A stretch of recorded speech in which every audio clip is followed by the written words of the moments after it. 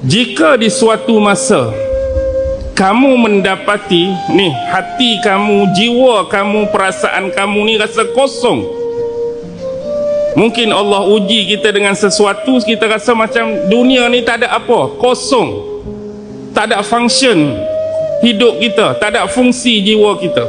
Maka waktu tu nombor satu, kata Imam Ghazali, carilah kembali dan temuilah kembali hati kamu ketika kamu membaca kalam Allah Al-Quran.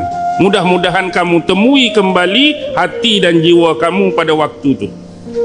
Dah kita rasa kosong tu, ambillah Quran, buka, bacalah ayat Quran yang bermanfaat, yang berpahala, yang bermukjizat. Mudah-mudahan hati kita terisi kembali. Tapi kalau baca Quran pun Ustaz, tak mari juga.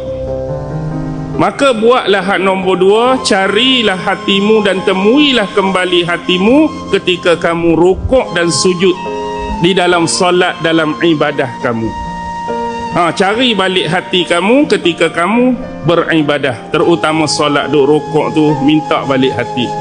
Tiba-tiba hak nombor dua tak mari juga, rasa kosong juga. Maka carilah dan temuilah hatimu ketika kamu bersendirian, dan waktu itu kamu bertafakur dan berzikir mengingati Allah, berwirid mengingati Allah.